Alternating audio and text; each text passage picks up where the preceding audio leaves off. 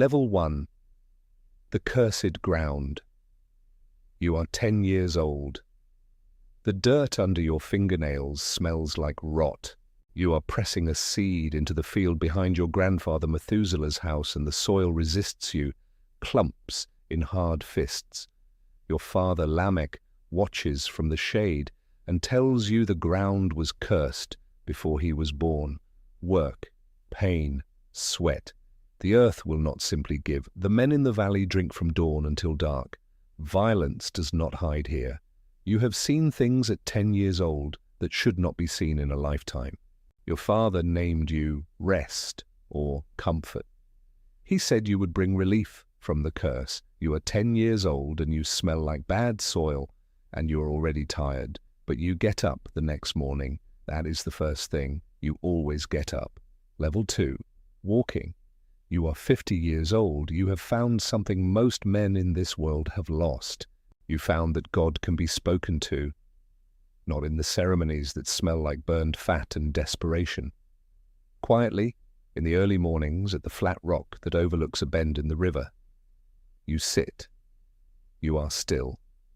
You listen. Something listens back. Your 3 sons are growing. Shem is serious. Ham asks too many questions. Japheth watches everything before he speaks. Your wife knows things about you that you have never said aloud, and she is not afraid of any of them. But the world is getting worse. You feel it the way you feel weather. Something large and patient is building. God is grieved. You feel it like a stone dropped into still water. Not punishment from a distant judge. Sorrow from someone who made something beautiful and watched it unmake itself. You hold your wife's hand at dinner longer than usual. She looks at you but does not ask. Level 3. The voice. You are 480 years old. God speaks, not a feeling this time. Something so close to a voice that your spine straightens, your hands open, your breath leaves without permission. The end is coming. Not your end. Everything's end. The world will be unmade by water. The waters above and the waters below will find each other, and everything in between will be swallowed. But not you. You will be saved, but you will have to build the thing that saves you. 300 cubits long, 50 cubits wide, 30 cubits high, 3 decks. Gopher wood, sealed with pitch. You are not a shipbuilder. You do not say this. You just listen. After you sit on the rock for a long time, the river bends exactly as it always has. Everything looks completely normal. You walk home and tell your wife. She sits very still, then she nods, then she asks, "When do we start?" This is why you love her. Level 4. 100 years. You are 500 years old. You are building an ark in a field with no water in sight, and everyone thinks you have lost your mind.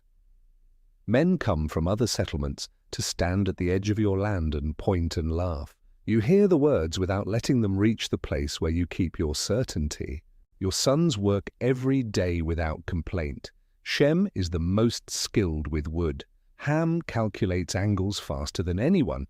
Japheth works the longest hours, quietly, without being asked. Years pass.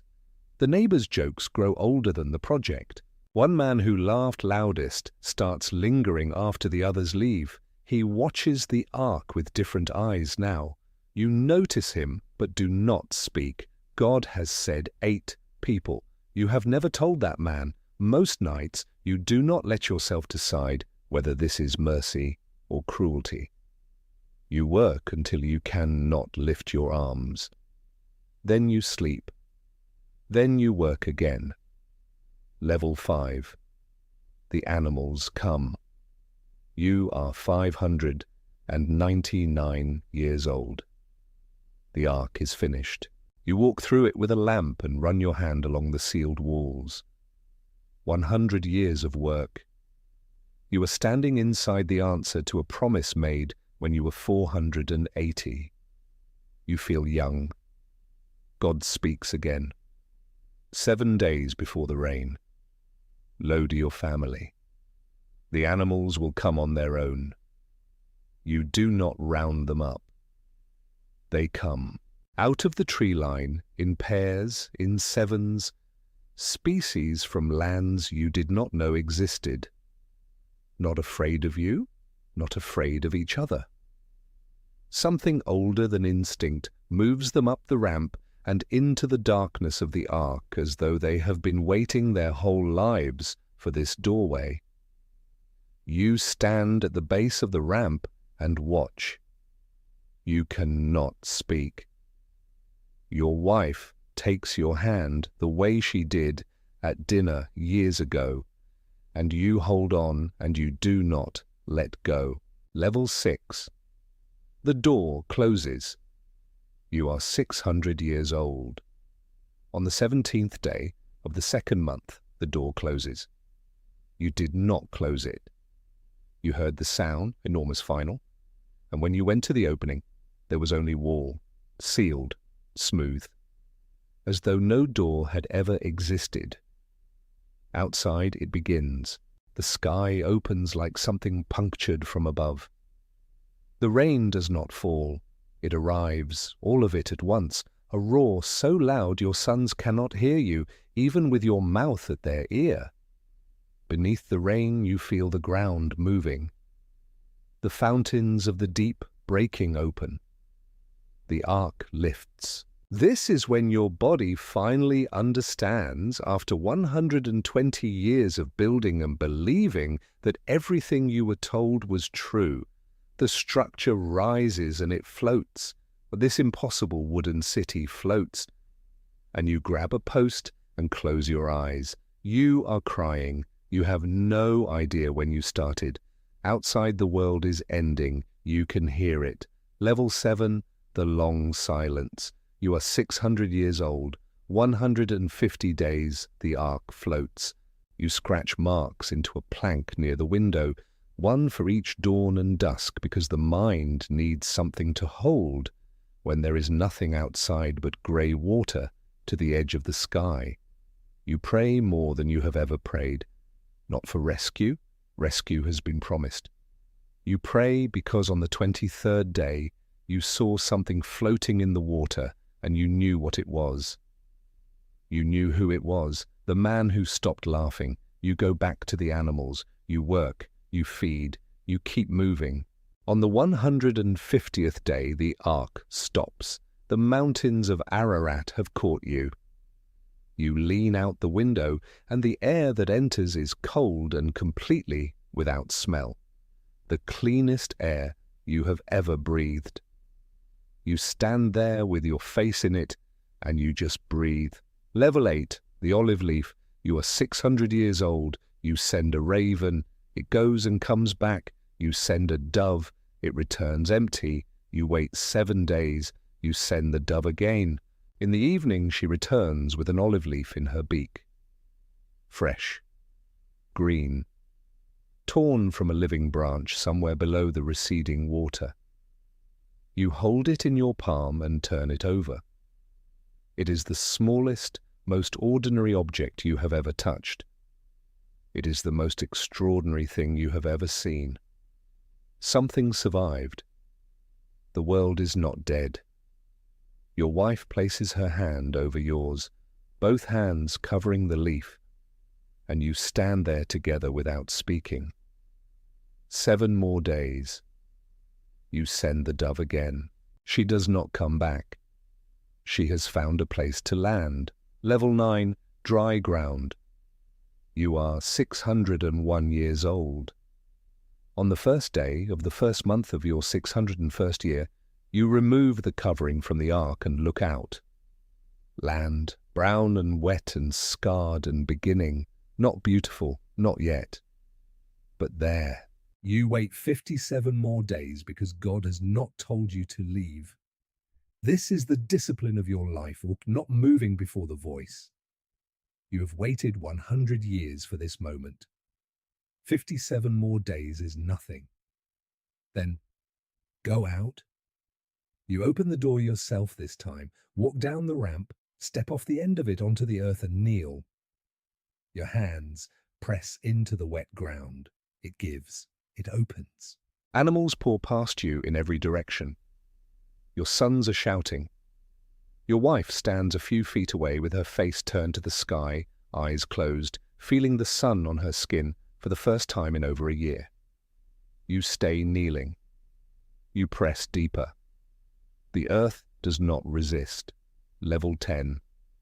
The rainbow. You are 601 years old.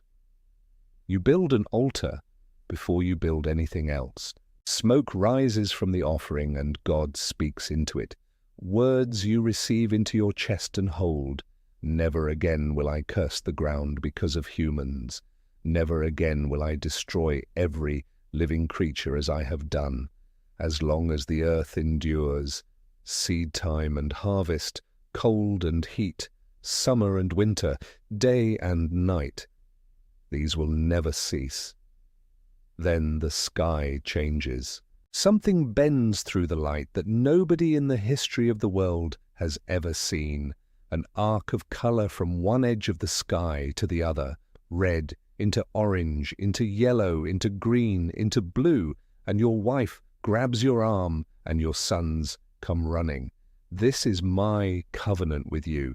The rainbow is the sign. Whenever clouds gather, I will see it and I will remember. The waters will never again destroy all life. You look at the rainbow, it stretches across everything. You have no words, you just look. Level 11, the long after.